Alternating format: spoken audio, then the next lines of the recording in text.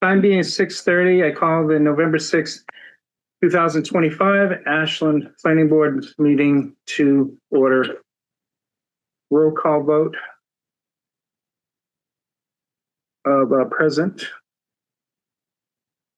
Tricia Ferris. Here. Linda Barnes. Here. Bethany Franz. Here. Andy Fitch and Ann Barney will be trading positions. Ann will now become the rep to the planning board from the selectmen. Andy will become the alternate. Ann, are you present? Yes. Donna Liccardo is absent with notice. John Harbaugh. Here.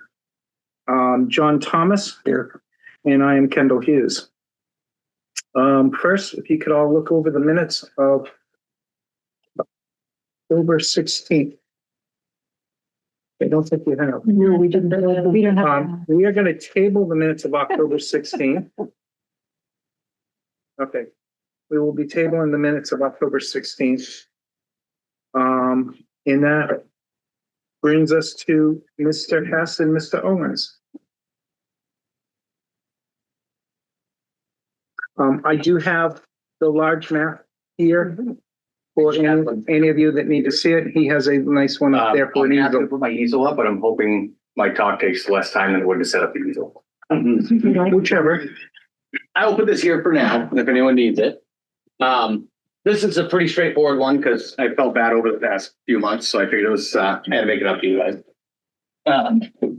This is a simple lot line adjustment for Mr. Owens Farm. I'm sure we've all bought corn and pumpkins and everything from him. This is lot 28 and 29 tax map 202. We're just adjusting the lots so that Mr. Owens's lot will take over the farm and the house in the front will then become his daughter's. So the first lot will be adjusted from 2.47 acres to 10.52. And then lot 29, which is the front lot, will go from 10.05 to 2 acres.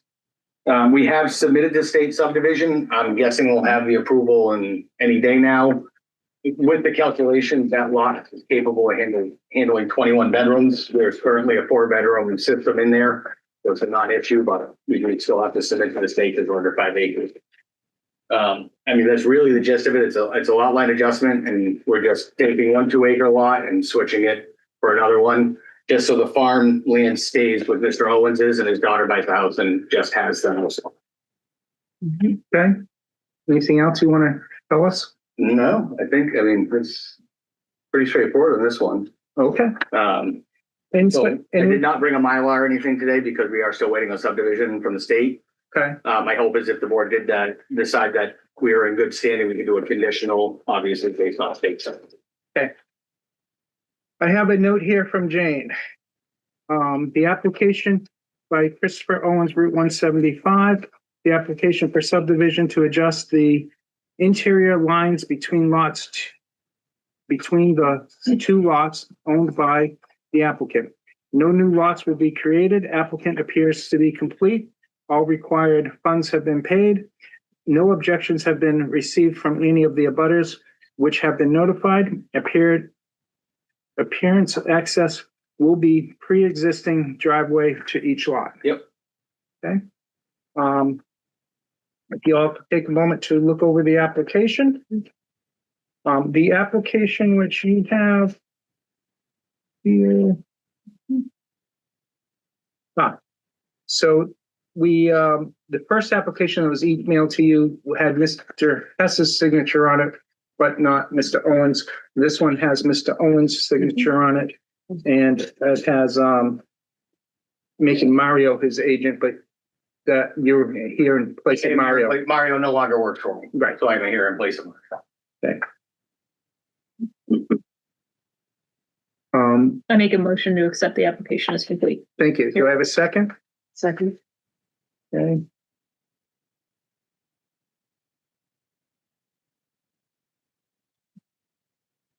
Linda seconded it, correct? Mm-hmm. Okay, any further discussion on the application? All those in favor of accepting the application as complete, say aye. Aye. And those opposed, say nay. Okay. Motion passes unanimously. This proposal is to adjust the lot lines between tax map 202, lot 28 and 29. Lot 208 will be adjusted from 2.47 acres to 10.52 acres, and lot 29 will be adjusted from 10.05 acres to 2 acres. Sound right? That's right. Okay. Are there any abutters here? Is there any other interested parties that would like to say anything? Hearing none, what is the board's pleasure on adjusting the lot lines as presented? Need a motion to accept or deny? Make a motion to accept. Tricia makes a motion to accept the lot lines as presented. I'll second. Linda seconds that. Any discussion? All those in favor say aye. Aye. Opposed? Motion passes. Congratulations. Thank you. I have a conditional letter here, I think.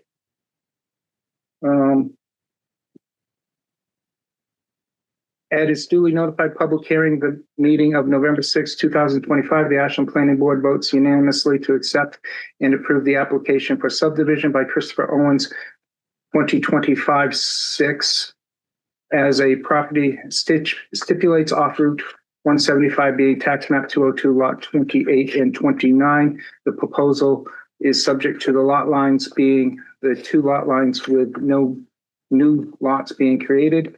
Findings of fact, the application is complete and meets the requirements of section 2.1F of the subdivision regulations. Requirement notice was published in the newspaper and sent to the abutters. Conditional precedent obtained all required state and town permits for driveway and subdivision as needed. Recording in the planning board of the Mylar reflecting the approved property line adjustments. Yeah. You can get a copy of this from Jane. Perfect. The Mylar, can I bring it to Jane and have it signed there, or do I need to bring it to the next meeting? You can bring it to Jane and she will contact Linda and myself to sign it. Perfect. Thank you. Okay. All right. Thank you very much.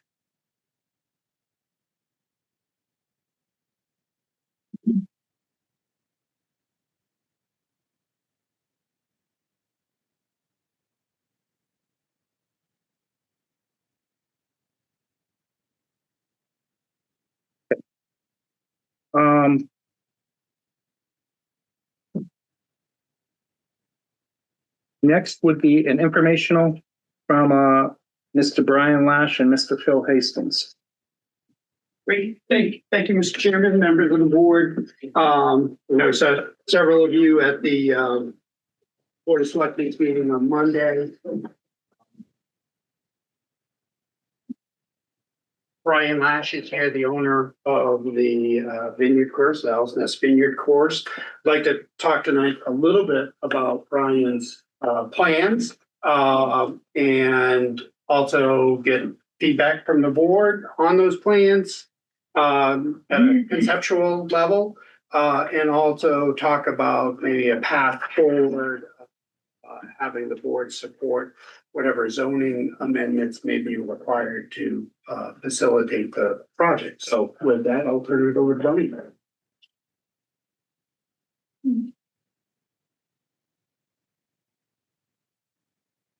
Oh, thank you. I'll be hearing. Thank you. Good evening, everybody. That is my. Yes, I do want to make one clarification. Tonight is informational only. Yes. It is not a conceptual. So it's just for you to present your stuff. Conceptual, there's a whole process we have to go through for that. And we just want to make sure that we don't have problems further down for you. Very high level, So, no binding, yeah. okay. Yeah, sure. Well, again, thank you for having me. My third Ashland in a week meeting this week. Appreciate the community welcoming me and Owl's Nest to Ashland. So you probably heard that I've applied for a New Hampshire charitable gaming license, which in this state allows for the owner operator to not only give 10% to the state of your net gaming revenue, but 35% of your net gaming revenue goes to charity. The remainder goes to the owner operator. In the state of New Hampshire, there are today 11 casinos operating. All of them but one are huddled along the Massachusetts border. They're all-day casinos. None of them have one hotel room. They cater primarily to neighbors in the area, but really to people coming across from Massachusetts, where the bulk of the population is. The average length of stay is a few hours. What I'm proposing here in Ashland is a destination resort casino, a 5-star destination hotel casino with function rooms. So conferences that will keep the facility full during the midweeks and also in April and November, which are the dark, dreary months for New Hampshire tourism. A large theater about twice the size of the Flying Monkey to be able to have world-class concerts and comedians and performers. Over 100 hotel rooms and about 20,000 feet of gaming.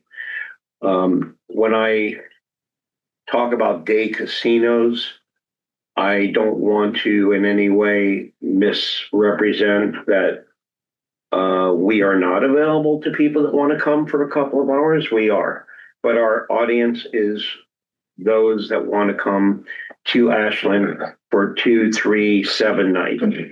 Those that come to the White Mountains of New Hampshire, which attracts 6 million people a year, more than Yellowstone and Yosemite, or the Lakes region of New Hampshire, which attracts 4.8 million people a year.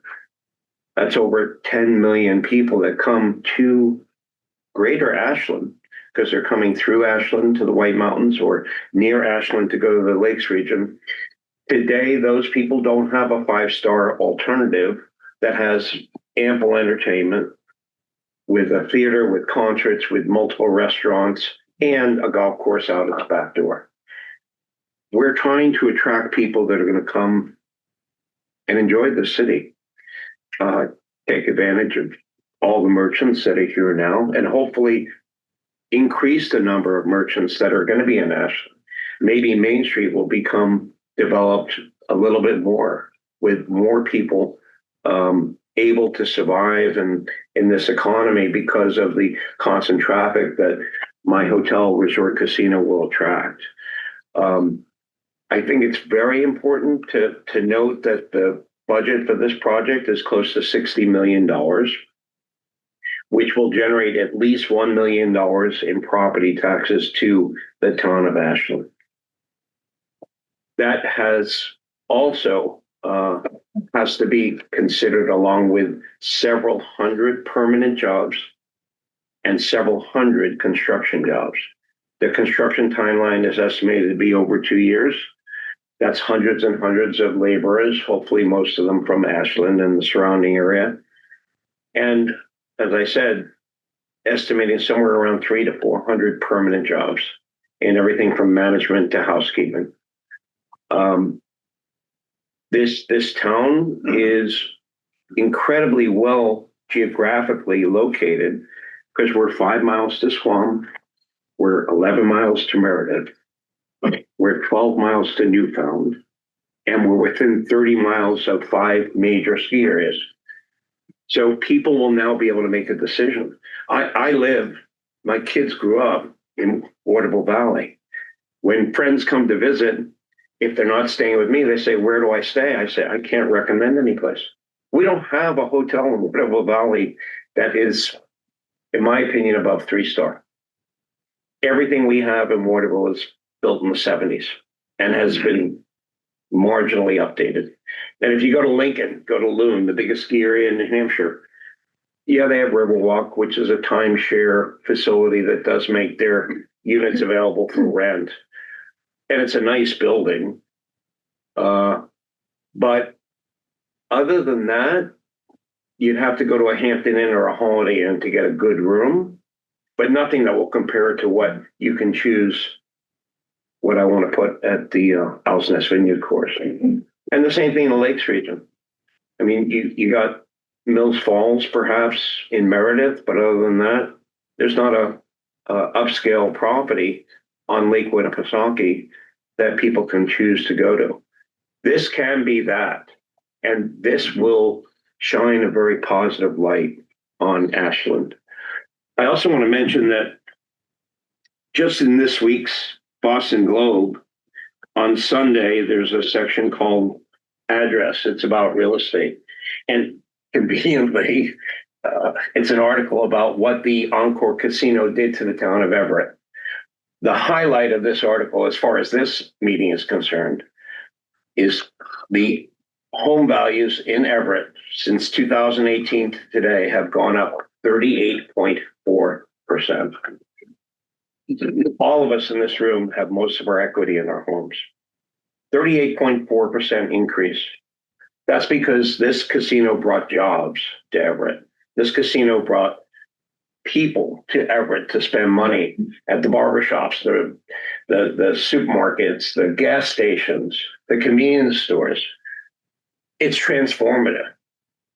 And this is an opportunity for us to change Ashland forever.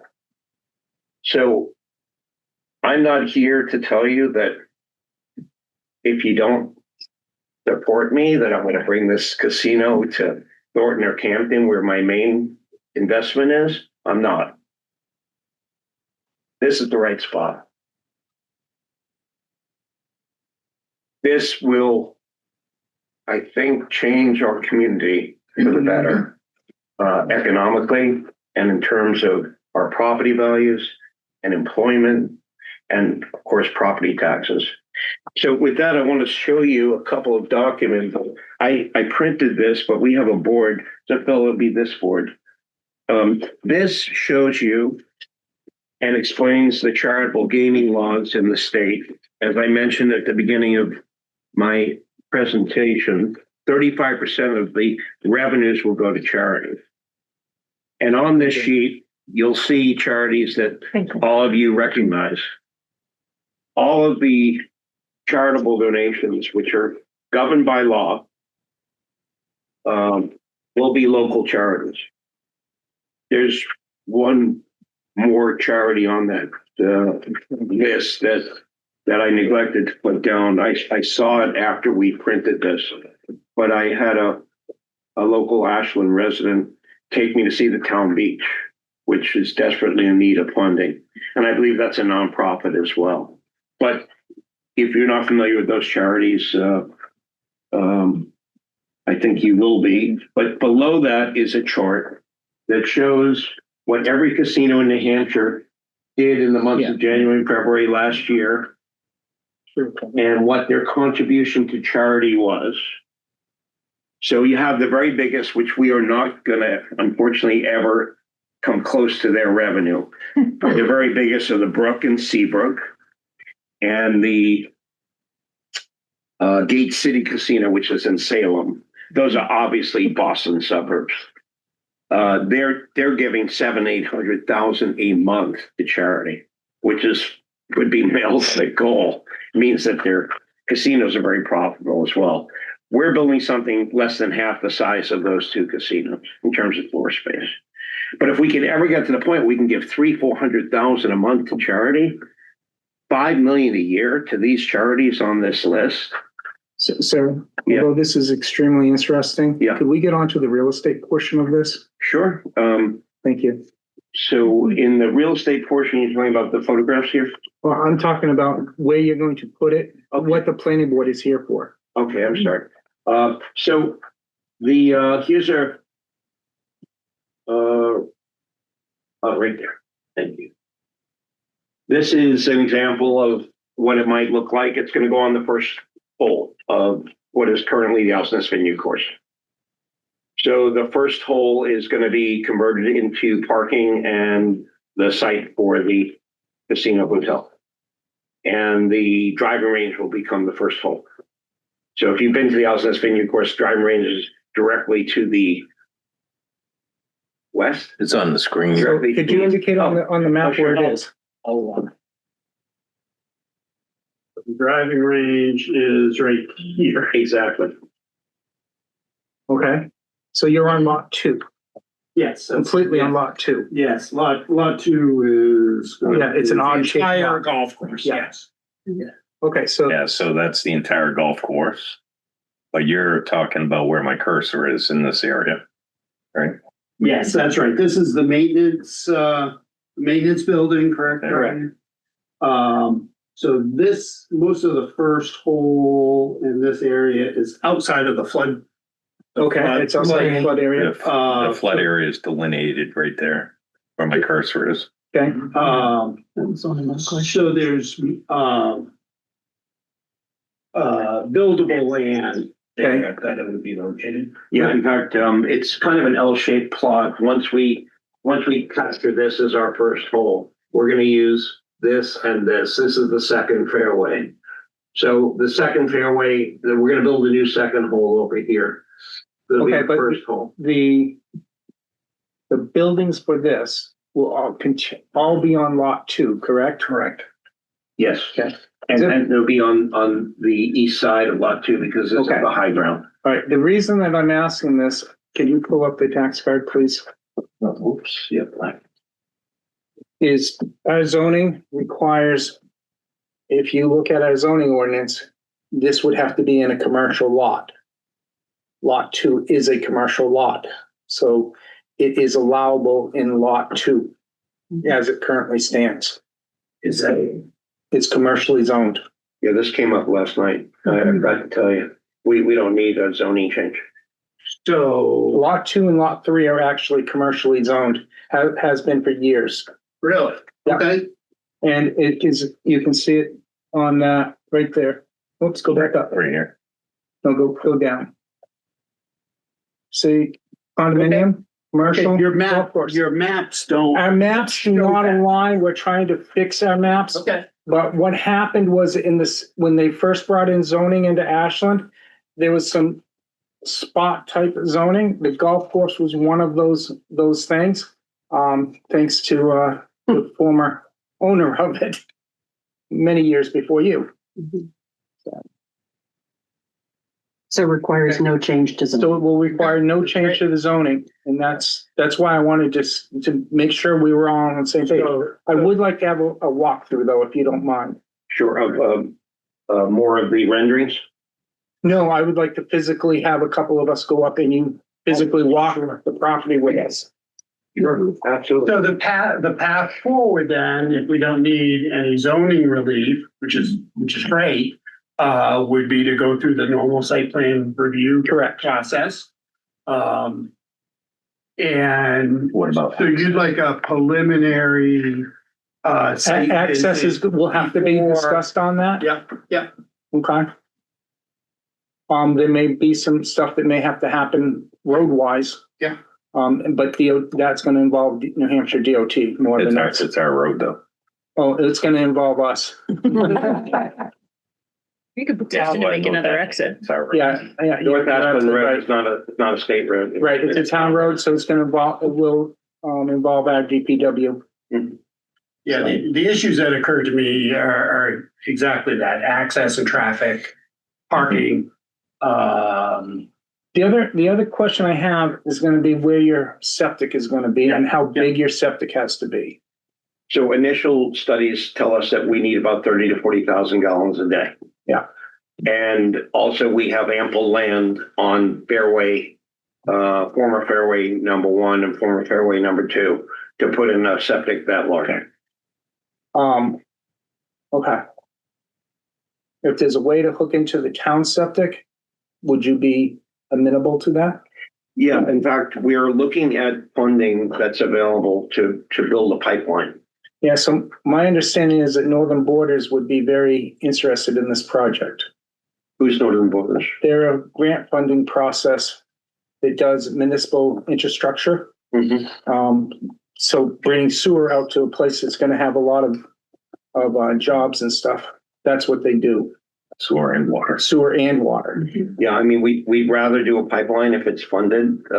There's other funding. Right, there are the funding, so it'll be a variety of funding. I'm sure. USAID and a few Yeah. others, yeah. Where's the connection, the farthest connection? Is it on It's- North Ashland? Road? Unfortunately, No. it is not. It is at the interchange between West Street and Main Street.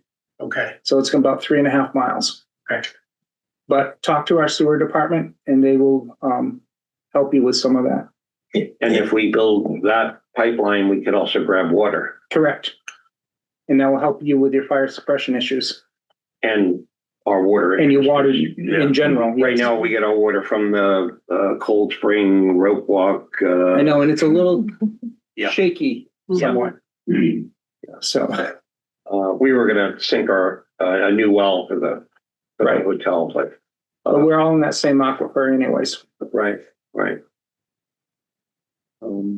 So please, now that I've stopped you, continue on. Oh, no worries. No, that's great. This is exactly what we wanted to engage in, type of Mhm. discussion. As long as we're talking about actual pure real estate approach, it's a 100-unit building. It first floor is around 50,000 feet, which is about half gaming and half conference space and theater.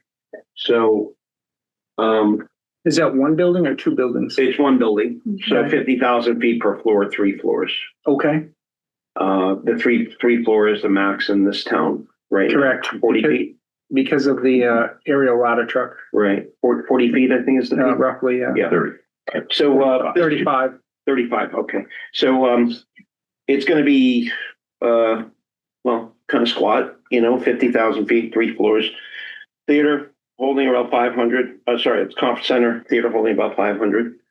Then typically these are just some, if you've been to Owl's Nest up in Thornton, this is kind of what our buildings look like with the Douglas fir beams and so on, beautiful lobby and restaurant and bar. And finally, some examples of what our rooms will look like. We'll have rooms and suites. The great thing also about a casino hotel, if you've ever been to one, I'm staying in one tomorrow night in Peoria, Illinois. Why am I staying in a casino in Peoria, Illinois? Well, because I have real estate assets in Peoria, but it's the cheapest hotel that I could stay at in Peoria. That's nice.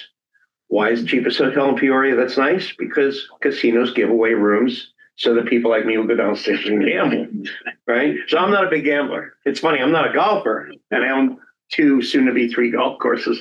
But I'm staying there because the Embassy Suites down the street is $100 more a night, and I'm frugal. But these rooms, that we call it a 5-star casino destination resort hotel, which is great for all of us and live in Ashland that are going to bask in the afterglow and hopefully all the increase our property value and all that stuff. But you can't charge a lot for hotel rooms because you can't fill them up. It can't fill them up. You can't have people in the casino and the theater and the bar and the restaurant. So it'll be a 5-star hotel at like 3-star prices, even though rooms look like this. That's typical.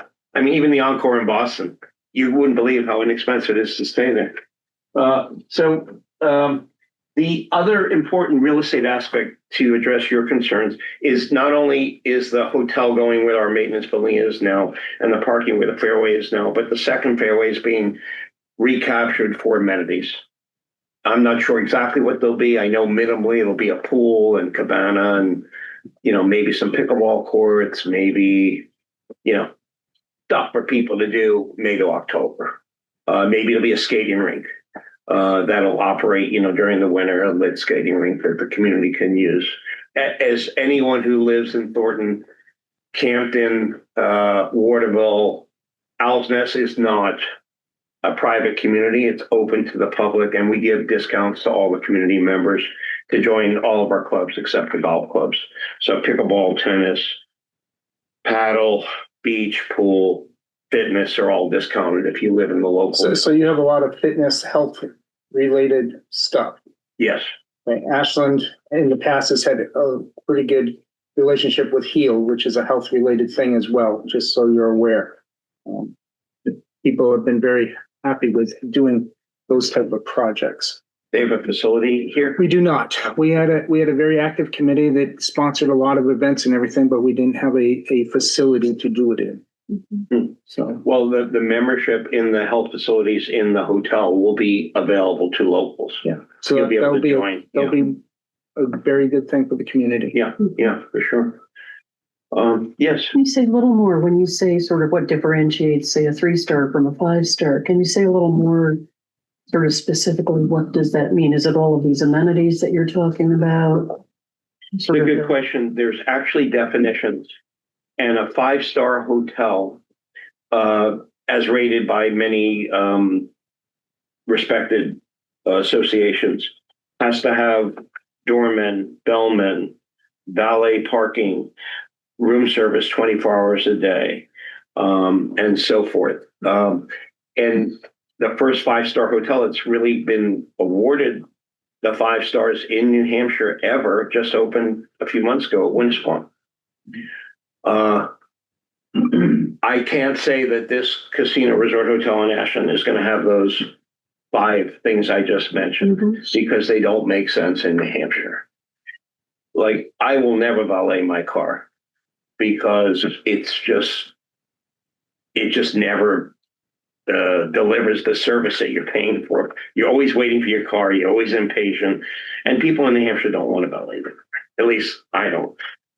People self-park. People grab a brass bell cart and unload their bags themselves. I don't see us having doormen, flowers 24/7, 7 days a week, 365 in the lobby. These are some of the other criteria for 5-star hotels. When I say 5-star, I mean 5-star in look, feel, the quality of the bedding, the quality of the rooms, the quality of the amenities.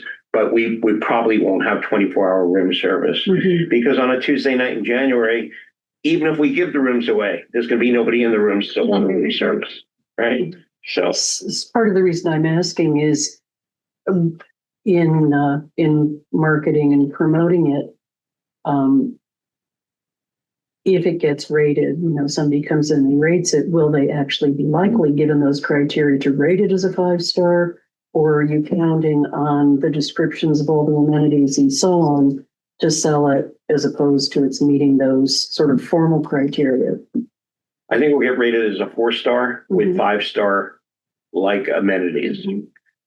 Because when I use the word 5-star, I shouldn't have, because that is not our goal to get that 5th star, because we want to be profitable. If we're not profitable, then we won't stay in business. If we don't stay in business, we can't pay our $1 million a year in property taxes, and we can't employ 300 to 400 people.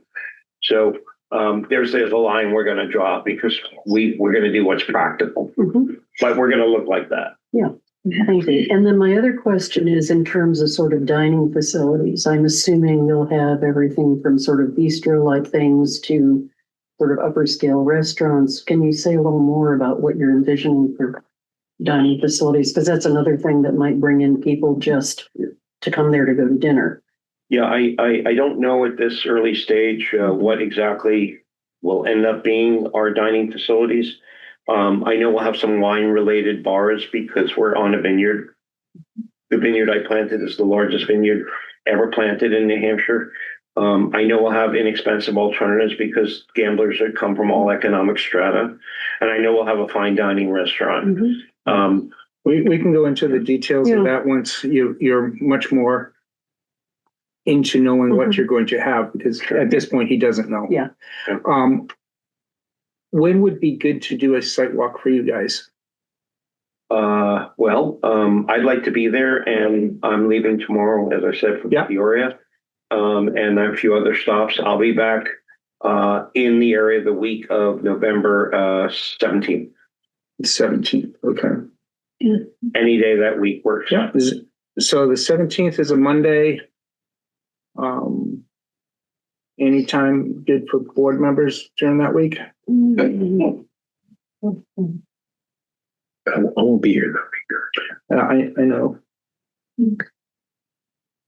Later in the week works better for you. You want me there? I'm in DC the 17th through the 19th. So the 20th, which is a Thursday, would that work for you, Brian? Yes. Okay. So we say noontime? Sure. Yeah, Trish. Sorry. Say it again. The 20th at noon. Trish has the hardest schedule of all of us. I have court. Oh, you have court. Okay, Judge.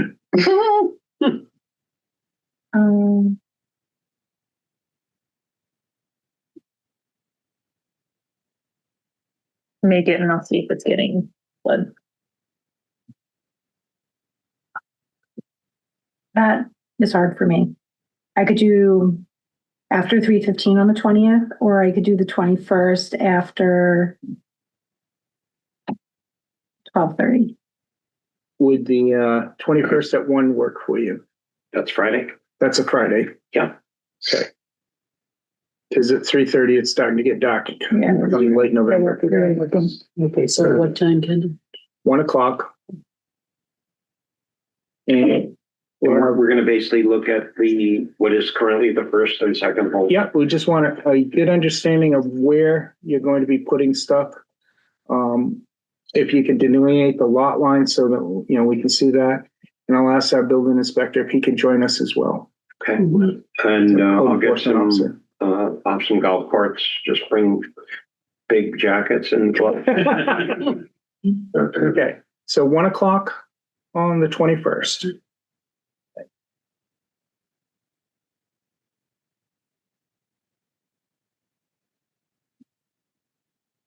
And the name of that organization, no borders, no northern borders, Northern Borders. northern borders. Yeah. That was not If you one talk that to our sewer department, Okay. it's a grant that they've applied for in the past. Okay.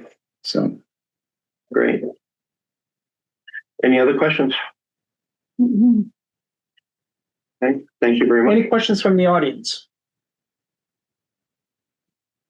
Mrs. Harville. I was wondering if you would, if you were gonna have a swimming pool, if it would be closed. So there's definitely going to be an outdoor swimming pool, and I would assume there'll be an indoor swimming pool. It's again early stages, Right, but I was just, yeah. Mhm.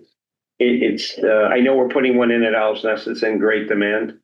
We have a building in the A&E stages, architectural and engineering stages. We get a lot of families at Owl's Nest. I would hope we'll still get families at a casino. Foxwoods gets a ton of families. They just built the Great Woods Lodge, which has the indoor water park. So All right. Anything else from anyone? yeah. Thank you very much. We appreciate your coming and talking with us tonight.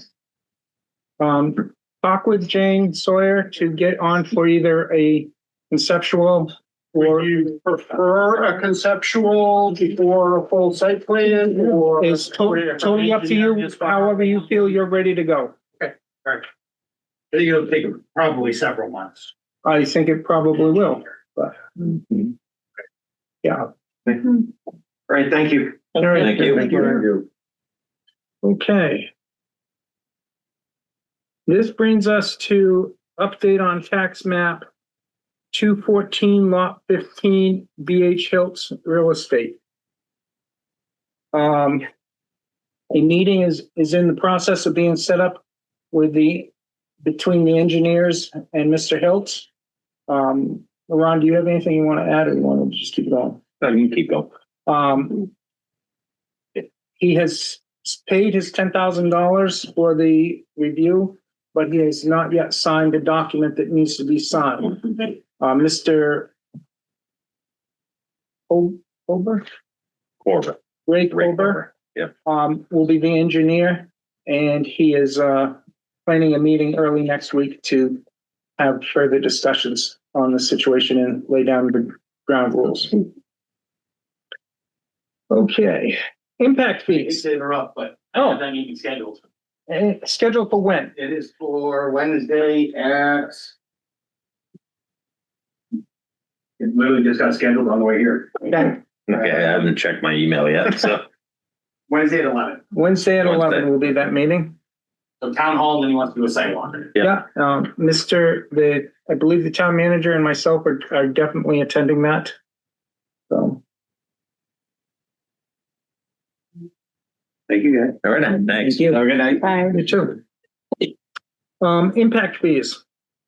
I would like for the board, in order to move forward, the next step is for the Board of Selectmen to establish, or I should say, reestablish the Capital Improvements Committee. So I would like for this board, if you are in agreement, to ask the town manager to ask the selectmen to move that forward in such fashion. Mhm. Do I have a motion to do that? Motion by Linda, second by Tricia. Ask the selectmen to move forward with establishing a CIP committee so that we can move forward to set impact fees. Sorry, Ann. We can, Just ask selectmen on the second one, third one too. Look at Um, that. where are we? Master plan, No, you skipped that one. what? No, impact fees. Ask selectmen to set capital improvement. That brings us to the master plan. We need a warrant article. I've talked to Lakes Region Planning. $10,000 is what they're recommending to start for a warrant article for to us, the master plan that they're gonna need to pay for all the studies and everything that we need to do. So I will keep you advised, but that's where we're looking at this point. We're just trying to define that a little more. Okay. And would that warrant article detail all the things that would pay for, so The warrant article will not detail everything it's gonna pay for. It will it's going to be a little bit on the generic side because that historically has been how the powers to be want it to be. It's the selectmen have a great deal of say in this. But it's we fund the master plan. Yeah. There are specific things that it can and cannot do. Okay, yeah, I'm just thinking that in terms of making sure the community folks, That is something that we will have a position letter that to explain out. yeah, good, because I think it's really important that people know 100%. why. Put some tax money toward that. Okay. Absolutely. Yeah. And what its ultimate goal is to do. Yeah. That brings us to zoning amendments. First one is the multi-use zone. Linda. So as we've talked about before, what we were proposing to do is to rezone the area. Kimball, can you sort of From the Holderness Town line, there's a paper here you all have. It will do a mixed-use district as shown on the adopted map, which will be from the Holderness Town line to the Cottage Street on the non-water side of the property, 250 feet in from the road line. Once we hit Cottage Street, it goes to both sides of the road till we go to Main Street. And to explain what that means is right now, that whole area in reality actually is mixed use. I mean, there are commercial properties that were grandfathered in, there's residential. And as people in town will remember, there's been a lot of upset around something like Dewdrop Inn because it was not in a zone that allowed for commercial development. To convert that area into mixed use recognizes that there's already the existence of businesses and residential, but it makes it all legal. So that people can, rely not only on being grandfathered in, but if they're there trying to run a home business, or this is all for small scale. So it's to keep the sort of village-like character of that whole area. It's not to bring in big developments, big businesses. It's really to support what's already there, allow people to grow those businesses, and to be able to work sort of above the radar rather than below the radar. And it will also, so it will allow those businesses to advertise more widely, be more publicly recognized, which will help with the Economic Development Committee in terms of having a clearer understanding of what the town counts on for different businesses. So it's really to formalize what's there and to make room for more kinds of those developments. So if I may, if we turn over to the second page, I have a question. what's your Because I know we were already on our list. And I've just been pondering this. So you can tell me to go away if you want. Why are we including both sides of the road from Cottage Street to the intersection of Main? Because that's where we have a park there and we have businesses and Not at that intersection. Yes, we do. Not anymore. We have a building that has been a business in the past, could be a business in the future. The fret shop. No, no. And we have a park there, which is Memorial Park. Yeah. Runs down through there. And then we have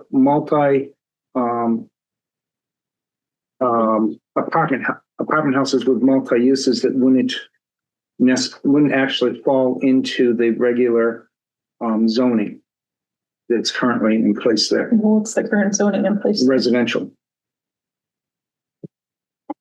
More than 3 units per building. Okay. Are you talking about the white one? No, the one that Memorial Park goes around. It's a conglomerate of Yeah, buildings. the white one. Mhm. You have a separate It's- house and then you have the, yeah, I know what you're talking about. Okay, yeah, if you're coming in from town, you get the white one and then you get the cream ones, yeah. Yeah, I was going the other way. I don't know the difference between cream and white, it's just all white. Okay. It's a different way. Right. So this would allow in there permitted, single-family dwellings, two-family dwellings, accessory dwellings, which would be a special exception and permitted depending on which state law they fall under. Yes. Agricultural would be permitted, but with section 4C of our things, it could require a special exception for a non-residential use. I'm going to pronounce this wrong. Agritourism? That's right. Okay, agritourism Scandal. is permitted with a special exception. Agritourism, for those of you that want to know, is, let's say like Alan he has a sap house and he brings people in to show them what the sap industry does and how the sap industry works and stuff. And he may sell his wares to those that want to purchase. That is an agritourism type business. It can be a petting zoo. It could be all kinds of different stuff, but based around agricultural use. Accessory buildings incidental to the principal structure discussed in relation to new state law would be permitted. Home occupations would be permitted. There is a possibility that there could be somebody setting up a stand, non-residential, on a lot to sell maple syrup or jelly or whatever. That would have to get a special exception. No, I'm not picking on Alan. Bed and breakfasts would be acceptable. Restaurants excluding drive-through facilities would be conditional use and special exception. Mhm. There's a cross out in the one that's on. I missed that. Yep, and that's it. Good. Do you need a motion? I need a motion to move this to a public hearing. I motion. Second. Okay, so this will go for public hearing at our next meeting. Moving on, does the public have any questions? Okay. Moving along, camper and RV regulations. Which one is that? Oh, we got that paper. We don't have it? Nope. That's the big one. No, that's excavation. Yeah, nobody Nope. got my little packet. Okay, that was supposed to have been printed and put in your files. We will have to discuss that at our next meeting, but Bethany has worked very hard and it, I think, looked pretty good. So that brings us to the earth excavation blasting ordinance.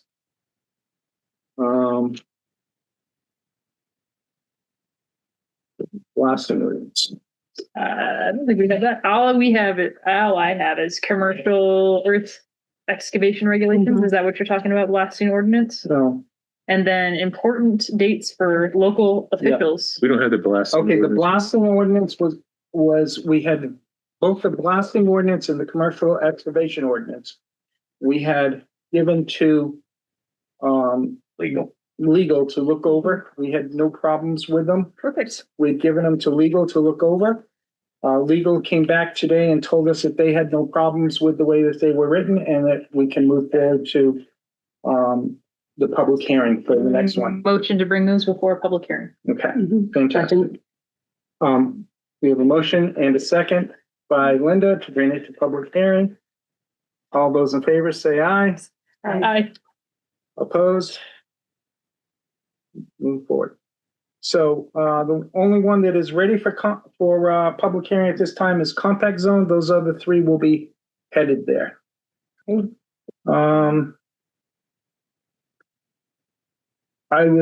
town manager and I were in conversations with the Lakes Region Planning Commission.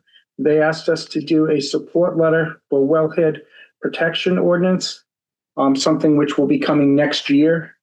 Ron and I did both sign that letter of support to them. So that is moving forward. On the $30,000 stormwater grant, received a phone call today to set up a meeting for that. That meeting has been scheduled for the 20th at 8:30 in the morning here at this place. That goes over the finer points of it with the state. The state will be running that meeting. Anyone who would like to come is welcome to come. Water, sewer, and public works, along with the town manager and myself, will definitely be here. Anyone else is most welcome to join us. Does anyone have anything else? No. Our next meeting is the 20th. Our next meeting is November 20th. So the evening of the same morning for that meeting. No, we're doing that on the 24th. Yeah. The 20th. You're right. I got too many meetings I going. know. That would be the same day as we're doing the meeting with the state. Okay, so that's at 8:30 in the morning. 8:30 in the morning, then 6:30 in the evening.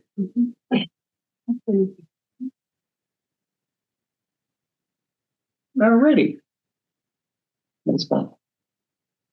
Anybody have anything else? Does the public have anything that they'd like to say? Good job. Oh, what's our? Thank you, sir. Kendall, just one question. Yes, ma'am. about this list. Oh, yes. So in your packets, it's a point of order. I had the land use secretary print off all of the important dates coming up for when we have to have everything into and by and so forth and so on. Helpful. Very helpful.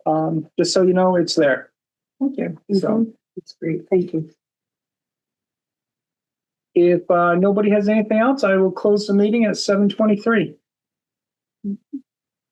Good job. Thank you. Okay. And thank you all for coming.